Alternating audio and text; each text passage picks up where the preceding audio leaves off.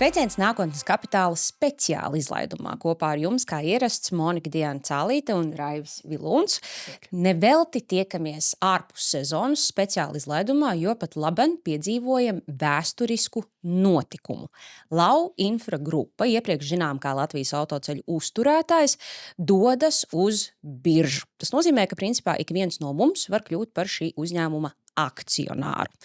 Tiesa gan notikuma aizēno bažas, ka iespējams tas notiek pārāk sasteigti un to varētu ietekmēt arī dažādi politiskie apstākļi.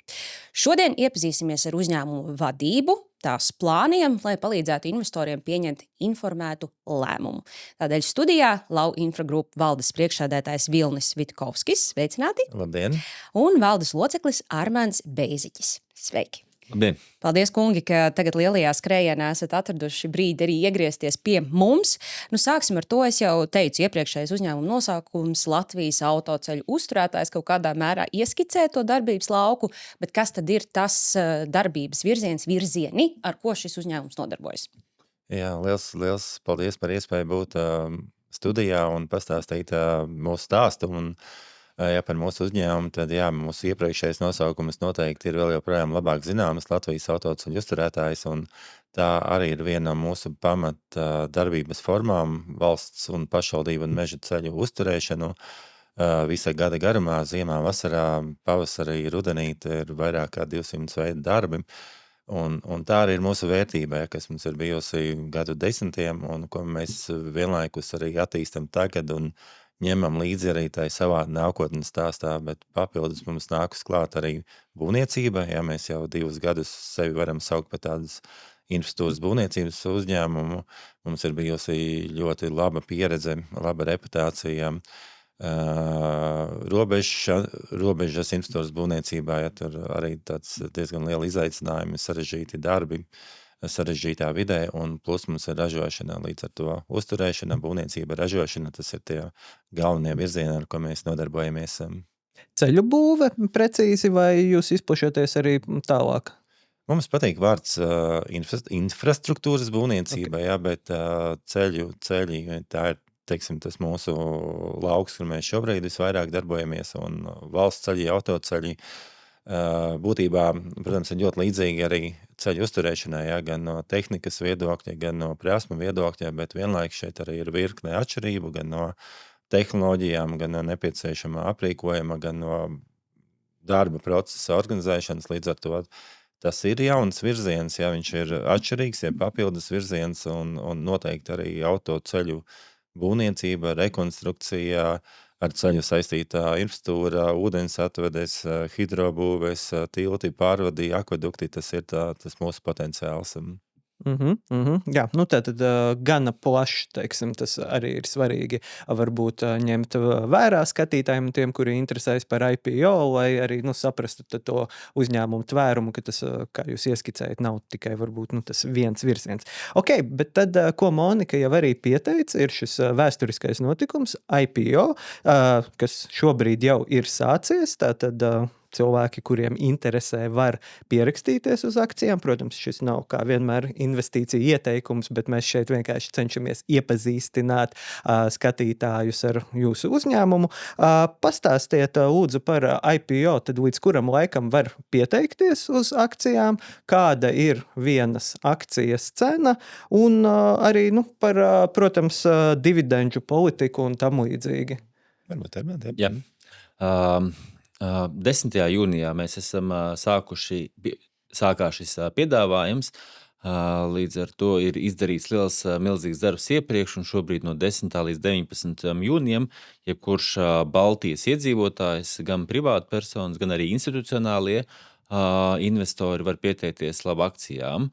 To var izdarīt katrs savā internetbankā, atverot vērtspapīra kontu.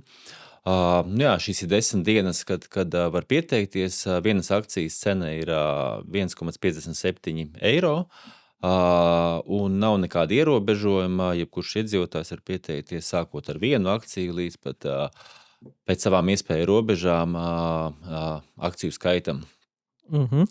Un tad jau pēc svētkiem tiks visi rezultāti apkopoti, un mūsu plāns ir, kad 3. jūlijā sāka šis otrais posms, kad Lava Infra grupas akcijas jau ir publiskajā biržā un otrreizējā piedāvājumā, Jā, otrreizējā tirgū. jā, nu tas ir tas tad lielais pārbaudījums, tas, ko visi IPO investori gaida, un arī drusku bažījies, kurā virzienā tad ies. Un tad jautājums ir, kādu summu jūs vēlaties piesaistīt caur IPO un kam ir paredzēts to tērēt, jo tas ir investoriem pilnīgi noteikti svarīgi. Tātad, ko ar šo naudu jūs vēlaties izdarīt? Piedāvājums sastāv no divām daļām, par cik uzņēmuma akcionārs ir valsts.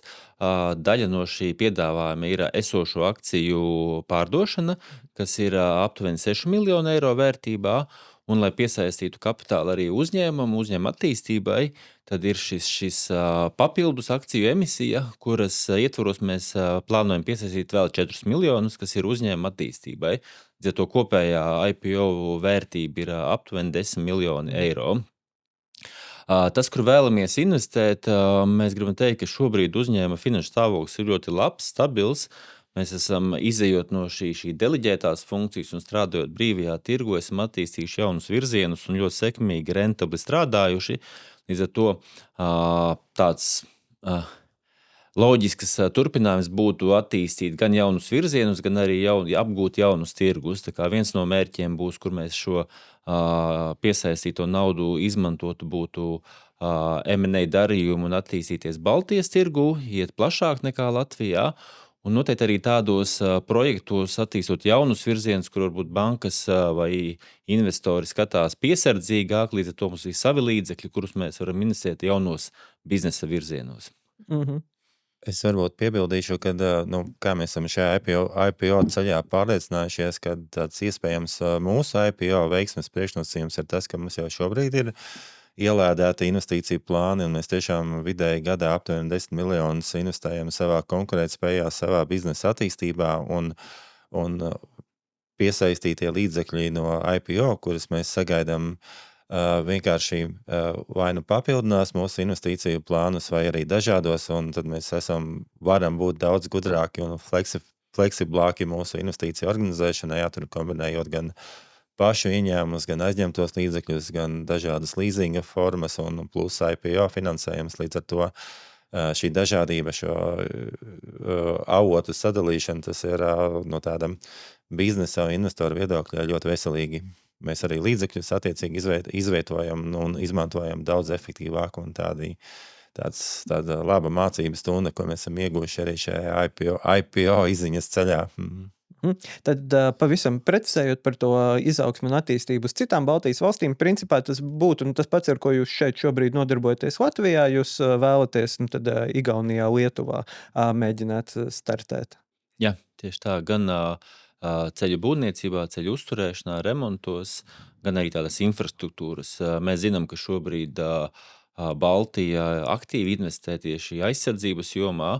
Ir virkne projektu, kas ir plānoti, kas ir iestrādes stadijā, līdz ar to mums ir šī kapacitāte zināšanas, lai tos varētu realizēt ne tikai Latvijā, bet arī ārpus Latvijas. Un biznesā jau ir tāds arī sacensību gars, un ja mēs redzam, ka Latvijas tirgu diezgan veiksmīgi jāatzīst darbojās gan Igaunijas, gan Lietuvas kapitāla uzņēmumu, kāpēc mums arī nedot kādu pretsparu, un arī parādīt savas spējas un prasmes eksporta tirgos. Tas viss izklausās daudz sološi, bet noteikti skatītāji, kuri vēro mūs, domā, un kāda tad ir tā plānotā dividendžu apmērs, ko izmaksāsiet?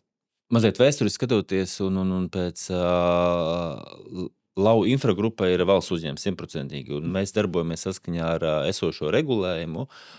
Pēdējos 3 gados šis dividendžu politika pēc likuma ir noteikti sākot ar 64%, un jau sākot no 2025. gada tie 90% peļņas mēs izmaksājam mūsu akcionāram dividendēs.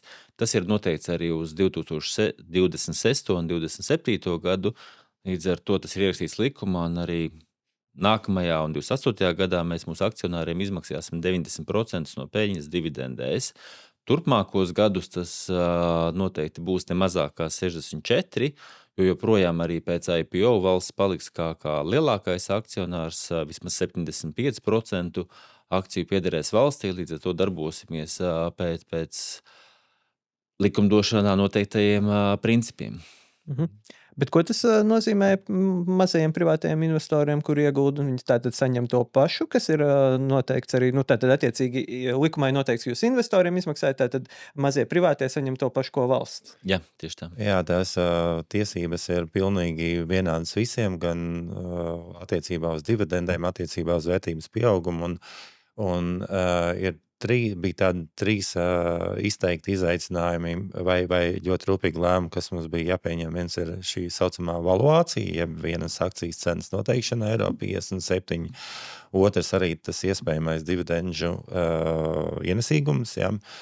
Un nav jau tādas ne pareizākās vai nepareizākas, jā, un vienkārši mēs centamies izdarīt to labāko, ko varējām izdarīt, gan pētījām visas pasaules IPO un biržu pieredzes, ja, gan arī balstoties uz mūsu vēsturiskajiem datiem, uz mūsu līguma portfeli, uz mūsu aktīviem, iekārtām, tehnikām, nekustāmo īpašumu, ja, un to visu saliekot kopā. Mēs tā uzskatām, ka nevis pietiekam, bet tā ļoti atbildīgi šo tā informāciju prezentējam, ja, gan par šīs akcijas vērtību, gan arī par šo iespējamo ienesīgumu. Protams, mēs darbojamies biznesa vidē, te ir riski un savukārt tāds trešais izaicinājums tieši mums pašiem, protams, stāstīt un prezentēt savu uzņēmumu, bet nekad nevienu mirklī nestāstīt kaut kādu iedomātu vai izdomātu vai vēlamu situāciju, jā, kad, lai tas mūsu stāsts ir balstīts uz to, ko mēs darām, ko mēs vēsturiski darījuši, ka mēs arī šobrīd katru dienu pieņemam biznesa lēmumus un izaicinājumus un piedalāmies konkursos un organizējam darbus, ja, un lai nevienu brīdi neiekristu, ja, ka mēs gribētu pastāstīt labāk nekā tas ir patiesībā, ja, jo IPO ir svarīgs, bet mēs negribam, lai tā eifórija ir tikai tajā brīdī, mēs gribam to atbildību un atdevi daudz 10 gadu garumā. Bet, lai cilvēkam parastajam ir vieglāk stādīties priekšā un aprēķināt, skaidrs, ka tas ir atkarīgs no peļņas, no tirgus un tā tālāk, bet es saprotu, ka apmēram 7% tuvākos 2 gados tas ir. Jā, tā mēs esam rēķinājuši, ka no tā ieguldījuma, ko investors iegulda, 7% gadā ir šī atdeve. Un kas ir lielākie riski, ko jūs saskatāt, kas varētu šo procentu ietekmēt? Kā Vilnis teica, ir riski, mēs viņus esam izvērtējuši. Šobrīd domāju, ka lielākie ir varbūt tādi ģeopolitiskie riski, jo mēs esam celtniecības nozarē, un diezgan daudz materiālu, resursu nāks importēt, un tās cenas ir atkarības no tādas globālās situācijas. Tie ir materiāli, ko izmanto celtniecībā, tās ir degvielas cenas, bitumena cenas. Līdz ar to arī slēdzot līgumus, mēs noteikti izvērtējam, skatāmies, vai ir iekļauti nepieciešamie inflācijas koeficienti, tiek runāts ar katru pasūtītāju, kā šie projekti tiek realizēti, termiņi. Tā kā šobrīd noteikti skatāmies, ka tas ir tāds augstākais risks, kas šobrīd ir mūsu uzņēmēju darbībā. Manuprāt, būtiski, kad visi projekti, kas ir, ko mēs esam uzvarējuši, un šī ģeopolitiskā situācija neietekmē, piemēram, pasūtītāji neatsakās no projektiem, visa realizācija notiek, un mēs varam izpildīt darbus, kā ir plānots. Tad, bet kā līdz šim ir jūsu uzņēmumu ietekmējis degvielas pieaugums, degvielas cenu pieaugums, jo, kā mēs redzējām, tad kopš ASV uzbrukuma Irānai un viss saspīlējums, kas tur ir Hormuz šaurumā un tā tālāk, degvielas cenas ir strauji kāpušas, un avio sabiedrībām vispār ir milzīgas tās izmaksas, un arī, protams, mēs paši pie degvielas uzpildes stacijām maksājam krietni vairāk kā līdz šim. Kā tas izpaužas šobrīd uzņēmuma darbībā?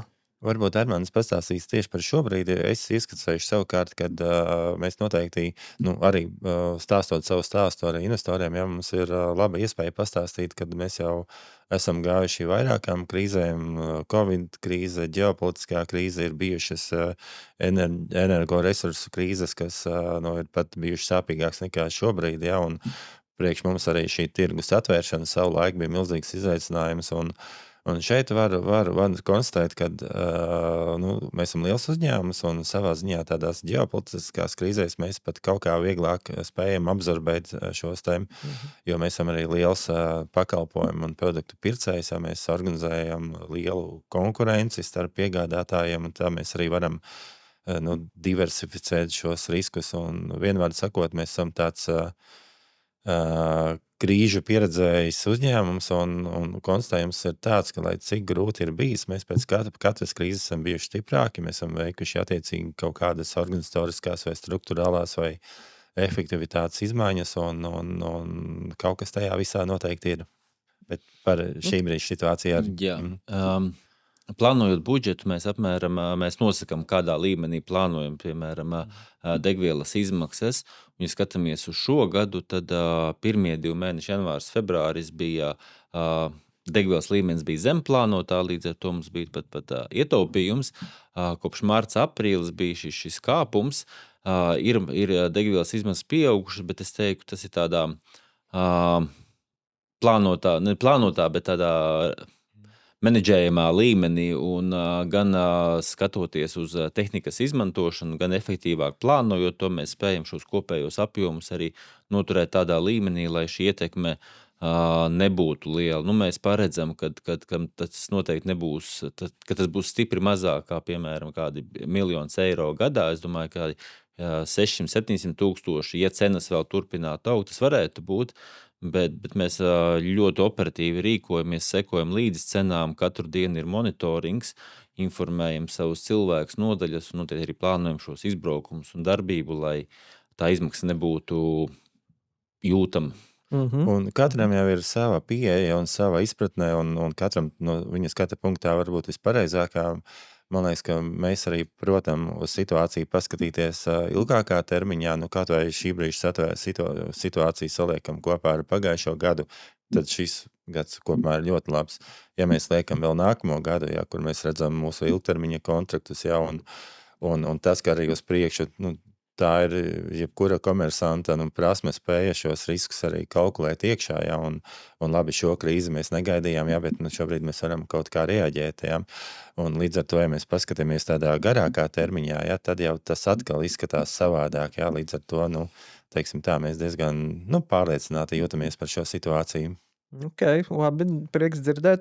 Un tad vēl arī prospektā tas ir identificēts kā viens no riskiem, ir saistība ar to, vai viena no riskiem, bet viena no apstākļiem ir, ka Eiropas Savienībā pēc pāris gadiem tiks noteikts papildus izmaksas fosilējai degvielai, kas lielā mērā arī ietekmēs ļoti daudzus uzņēmumus, tā skaitā jūs, jo pamatā jūsu autoparks šobrīd sastāv no fosilās degvielas automašīnām, tas nav zaļie elektromobīļi.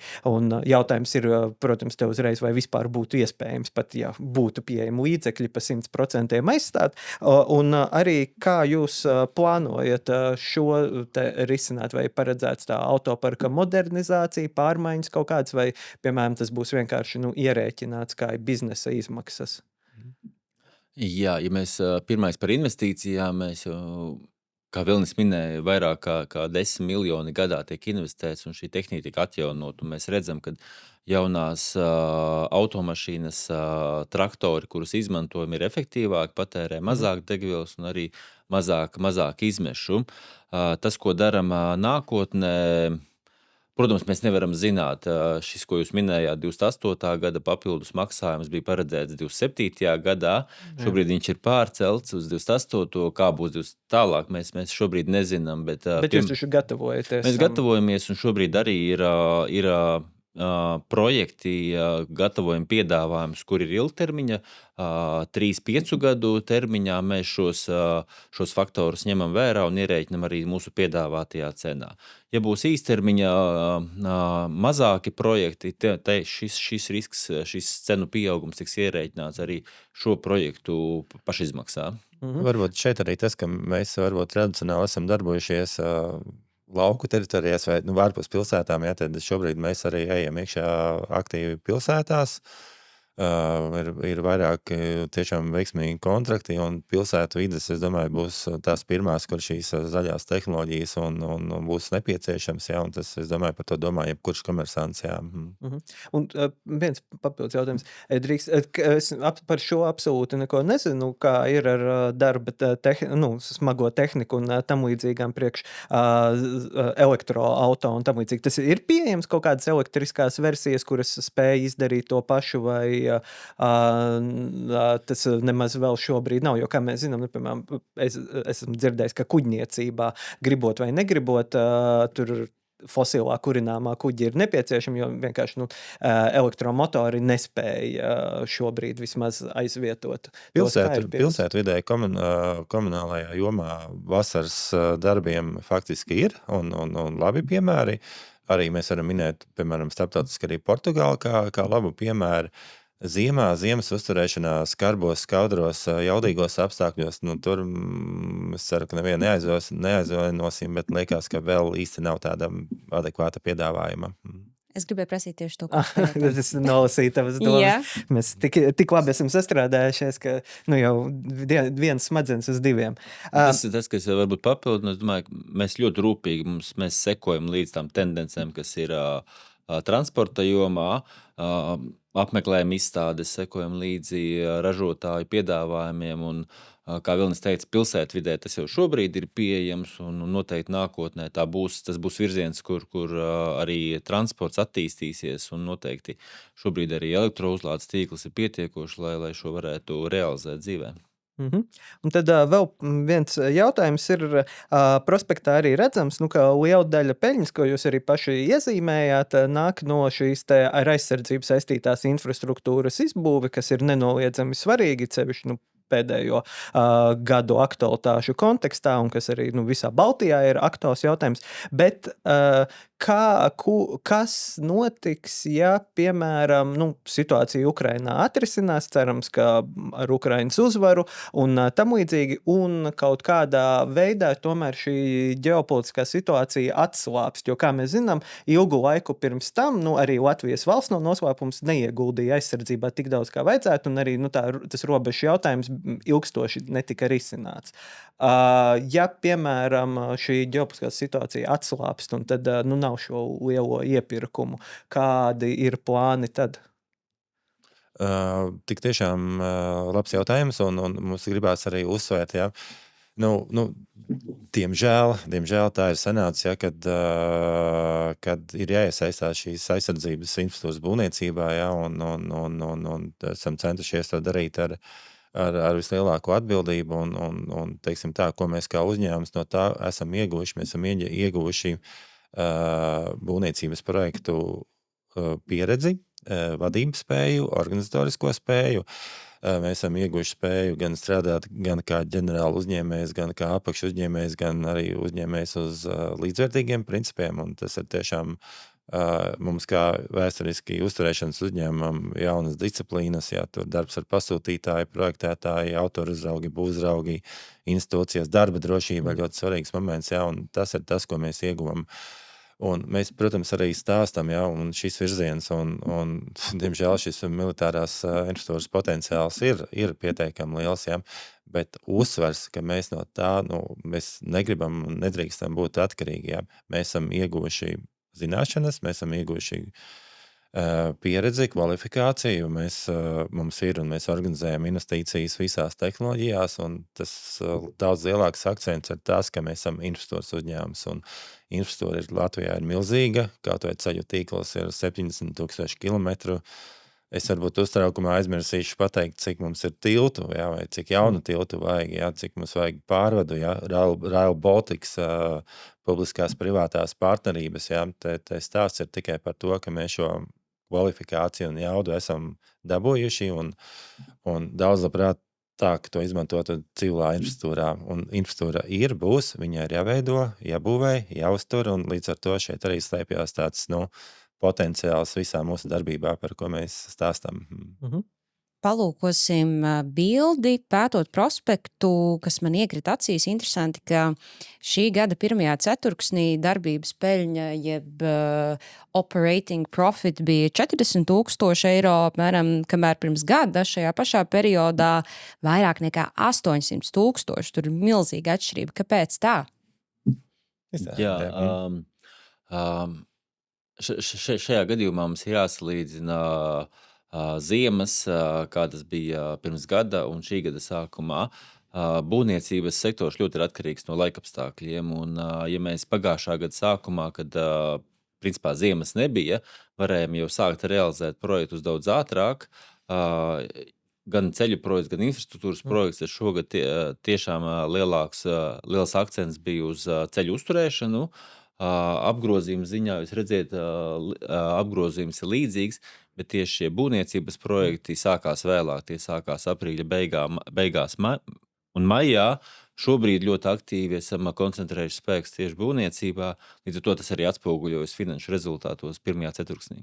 Sezonalitāte ir faktors, kas jūsu biznesā ir jāņem vērā, vai ne? Un te atkal parādās tā pievilcība mūsu modelī. Uzturēšana mums ļauj nodrošināt šo stabilitāti, un izvairīties no tādiem ekstrēmiem, un būvniecība mums faktiski dod tos pozitīvos ekstrēmus, kas vairāk iet uz augšu, un tad jau tā ir mūsu menedžmenta spēja, kā šos ekstrēmus vadīt, un tie ir tādi pozitīvi izaicinājumi. Jā, mēs vēlējāmies šo te vienu izcelt, jo mēs ar Moniku neesam finanšu tirgus analītiķi, bet pilnīgi noteikti, kā daudzi to darītu arī, ja prospekti ielādē mākslīgai intelektā, tad šī ir viena no tām rindiņām, kuru es arī izmēģināju, un Monika arī, ka šo rindiņu tieši izceļ ārā, tāpēc mēs vēlējāmies pajautāt, jo tas uzreiz var radīt tos jautājumu. Varbūt papildināt, jūs pieminējat mākslīgo intelektu, arī mēs savā ikdienā, mēs šobrīd ļoti aktīvi pēdējos 2 gadus esam investējuši digitalizācijā, modernizējuši mūsu digitālos arī gan personāla pārvaldību, gan grāmatvedības sistēmas, un šobrīd arī strādājam pie ERP, kas nodrošinās mums precīzāku un varēsim labāk plānot arī tieši darbu realizāciju. Un esam sākuši arī tieši iet mākslīgā intelekta virzienā, lai saprastu, lai taupītu savus resursus un tādus ikdienas darbus, analīzes darbus, ko var izdarīt tiešām tehniskas lietas, realizēsim mākslīgā intelekta projekts, kas arī mums palīdzēs būt efektīvākiem un konkurētspējīgākiem. Tad, principā, AI akcija skatītāji ņemiet vērā, ka mēs zinām, ka ir pasaulē tie piemēri, kur kaut kāds apavu ražotājs pieliek klāt sev AI pie nosaukuma un pēkšņi akciju cena uzvoc pa neskaitāmiem procentiem. Jums varbūt vajadzēja Lau Infogroup AI. Pilnīgi praktiski mēs izmantojam, mums ir personāla vadības modelis un atlases modelis, kur šāds AI ir labs palīgs, jā. Interesanti. Interesanti un loģiski, protams, ka liela uzņēmuma pārvaldība iesaistās. Un tad vēl jautājums ir par iepirkumiem. Liela daļa no jūsu darba nāk no iepirkumiem. Attiecīgi jūs uzvarat publiskajos iepirkumos, piedalieties, izpildiet tos. Cilvēkiem, kuri potenciāli varētu vēlēties ieguldīt, rodas šis jautājums, kā mēs varam būt droši, ka Lau Infra grupa turpinās uzvarēt iepirkumos. Ja pēkšņi tirgu parādās kāds cits spēlētājs, efektīvāks, labāks, var piedāvāt zemākas cenas, kā mēs zinām, diemžēl iepirkumi nav pilnīgs un perfekts process, un tur bieži vien tas zemākā cena nospēlē lielāku lomu. Kā mēs varam zināt, ka jūs turpināsiet uzvarēt iepirkumos?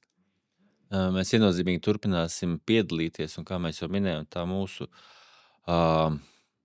darbības sfēra ir visa Latvija. Mums ir vairāk kā 50 bāzes visā Latvijā, mums ir vairāk kā 1000 darbinieki.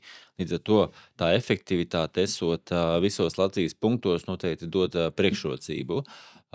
Mēs pēc gada laikā piedalāmies vairāk kā 1000 iepirkumos, un tā atdeve ir rezultāts pozitīvais ir aptuveni 40% gadījumu. Līdz ar to es domāju, ka mēs esam jau guvuši pieredzi un spējam izvērtēt, izanalizēt jebkāda veida projektu, dot konkurētspējīgu piedāvājumu un tos arī realizēt. Te noteikti ir jāpiebilst, ka tas arī šī brīža radītāji un skatoties priekšu, tas nekad nebūs tāds nejaušības rezultāts. Jā, tas ir tiešām strukturēts un mērķiecīgs darbs. Mums vispārīgi izsakoties, mums ir 2 komandas. Jā, viena komanda, kas strādā uz lieliem un sarežģītiem projektiem, otra komanda, kas strādā uz tādiem, var teikt, ikdienas iepirkumiem, jā, un mēs esam noteikuši savus šos key performance indikātors, jā, un ļoti labi viņus izpildam. Un tā ir tas arī viens tas sasniegums mūsu tajā vēsturē, ja, kad mēs spējam pārslēgties no deleģētās funkcijas, kad mums patiešām bija viss, ja, mums nebija jāiespringst. Ja. kad mums bija jāsaprot, ka mēs visur neuzvarēsim. Mums bija jāsaprot, ka mums ir jātīsta šis biznesa modelis, ja mēs kaut kur atkāpjamies vai zaudējam, ka mēs iegūstam kaut kur citur. Tik tiešām Armands arī pieminēja, ka pašvaldības ir viens kolosāls, tādā ziņā, ka pašvaldības tik ļoti domā par savu teritoriju attīstību, par ielu tīklu, par publisko infrastruktūru, tīpaši lielās pašvaldības veido šīs biznesa infrastruktūras, un tas ir tas lauks, kur mums ir iespēja darboties. Es jau sākumā minēju, ka ne visi atbalsta šo IPO. Ir arī skeptiķi, kas bažīs, ka varbūt tas process ir sasteigts, turklāt tuvojas vēlēšanas, un ko varētu jaunā valdība šajā procesā ietekmēt. Kāda ir jūsu atbilde tiem skeptiķiem, vai arī tiem, kuri prāto vai pirkt un bažīs? Mēs no uzņēmuma viedokļa skatoties, vai varbūt no sākuma nedaudz plašāk no tāda patriotisma viedokļa, mums ir svarīgi, kad mēs rīkojamies, un mums svarīgi arī, kad jebkurš rīkojās, jo, piemēram, mēs kaut kādus procesus apstādinātu, tam būtu arī citas konsekvences, samazinātos darba vietas, apgrozījums un tā tālāk. Un līdz ar to man liekas, ka ir tieši par spīti ģeopolitiskām situācijām un tā tālāk mums ir jāpieņem šādi lēmumi. Ja mēs skatāmies tīri no uzņēmuma viedokļa, mēs šobrīd esam spējīgi pildīt visus uzņemtos kontraktus. Mēs, kā minējām, katru dienu strādājam, lai iegūtu jaunus kontraktus. Mums ir īstenībā ļoti laba šī finanšu situācija, ka mēs esam gatavi uzņemties jaunas saistības, organizēt jaunas investīcijas, iesaistīties partnerībās, kad mēs ieguldam savos cilvēkos, savās komandās, savās izaugsmēs, un to visu saliekot kopā. Tā bilance mums sanāk ļoti zaļa, ļoti pamatota, lai mēs šobrīd ietu, jo tikpat neatbildāmas jautājumus, kad tad ietu, vai vēlēšanas tagad ir pirms vēlēšana laiks vai pēc vēlēšana laikā, tās nav tādas mūsuprāt saliekamas kategorijas, un otrs, mums faktiski jāatzīstās, ka nekad nav bijis mērķis būt pirmajiem, ar to pasakot, kad šis IPO mums ir sanācis tāds dabisks attīstības ceļš, un vienkārši tas laika nogrieznis ir tā sakritis.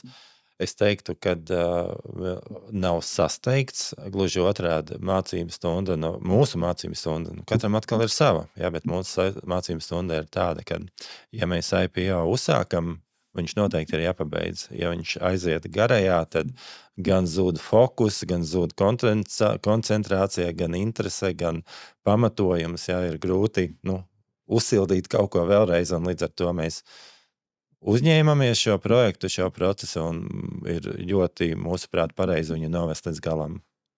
Bet ne viss ir atkarīgs no jums, tīri hipotētiski, ja jaunā valdība nolemtu to apturēt. Ko tas praktiski nozīmētu investoriem? Es negribētu tādu situāciju, man neliekas pat iedomājamai, jo arī no tādas pārvaldības viedokļa gal galā mums ir stratēģija, mums ir padome, ir arī vadlīnijas par kapitāla tirgu, un jau tomēr arī šie viedokļa līderi, kas ir sabiedrībā, kuri arī, vērtē šo mūsu ceļu, un ticot, ka mēs varam runāt argumentu valodā, pamatojuma valodā, tad tie riskiem ir jābūt maziem. Mēs no naivisma viedokļa, bet domājam, ka tā tam būtu jābūt. Un noslēdzot, lai cilvēkiem būtu skaidrāks un vieglāk pieņemt šo lēmumu, kā jūs paši redzat, kas ir tas investora profils, kurš varētu iegādāties šīs akcijas? Jauns, vecs, riskēt gribošs, konservatīvs. Protams, mēs zinām, ka jūs nedrīkstat aicināt, bet jūs varat varbūt iezīmēt, kādā portfelī šis labi iederētos.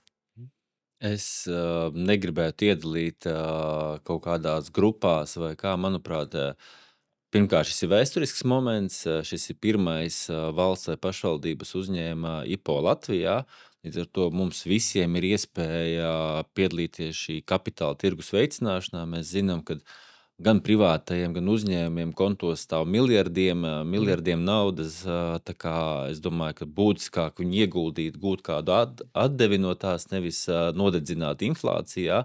Līdz ar to man liekas, ka būtiski tas, ka mēs nevis naudu iegūdam kaut kur ārpus Latvijas, Eiropā vai Amerikā, bet tieši Latvijas uzņēmumos. Un tas, protams, veicinās visu šī tirgus attīstību un mūsu ekonomikas izaugsmu. Mēs nebūsim aiz Igauniem tagad jau aiz lietuviešiem, kā mēs paši esam jau arī iepriekšējās sarunās minējuši, ka mums ir jādod pretspars Baltijas pārējām valstīm un jāparāda, ka arī mēs kaut ko varam. Tā kā tas noteikti ir labs lēmums ieguldīt savu naudu un izvēlēties labākos uzņēmumus, tieši Latvijas uzņēmumus, lai mēs attīstamies un augam. Es vēl gribēju savu īso refleksiju noslēdzot. Es atceros, Raivi, ka tu ļoti seko Baltijas tirgumu un bēdājies, ka tur iet švaki, un vairāk kārt esi minējis, ka ja valsts uzņēmumi ietu biržā vairāk, tad iespējams, ka mēs vairāk cilvēku varētu pievērst investēšanai, jo viņiem šis koncepts būtu daudz saprotamāks, kur uzņēmums uztur ceļus vai ūdens vai elektrību, un es esmu daļa no šī uzņēmuma. Tā kā tas ir tas, ko es ceru un ko es novēlu šim procesam. Paldies. Jā, pilnīgi noteikti. Man liekas, ka mēs šeit arī nav investīcija ieteikums, bet mēs pilnīgi noteikti atbalstam, tieši kā tu, Monika, teici, šo, ka mēs Latvijā redzam mūsu uzņēmumus, kuri veiksmīgi darbojas biržā, un tad mēs arī varbūt labāk saprotam, kā strādā birža, kļūstam par aktīvākiem investoriem, jo, kā jūs minējat, mums tie miljardi tiešām 8, dažkārt izskan jau 10 miljardi kontos stāv, kurus sēd inflācija, un, pieņemsim šajā gadījumā 7% dividendes gadā, ir krietni labāk nekā -2 līdz 4%, ko inflācija apēda. Tā kā skatītājiem noteikti ir vērts par ko aizdomāties, un ja jums interesē padziļinātāk, tad jāatgādina, ka Lau Infra Grupa ir izveidots atsevišķa lapa, investoru relations, investoru attiecību lapa, kur var iepazīties ar šo prospektu, visu izlasīt, var pats lasīt, var ielādēt mākslīgā intelektā, paprasīt svarīgākās lietas un arī pieņemt tad informētu lēmumu. Visvienkāršākais, paldies jums, lau.lv. No turienes var dabūt visu informāciju gan par uzņēmumu, par to, kā uzņēmums strādā, gan arī kā var ieguldīt šajā IPO. Lielas paldies par iespēju pastāstīt mūsu stāstu. Paldies, ka atnācāt. Paldies Monikai, paldies skatītājiem. Un šoreiz atvadīsimies vēl vienu reizi un tiksimies jau tuvāk rudenim, kad mēs atgriezīsimies ar jauniem raidījumiem un jauniem stāstiem. Paldies, visu labu!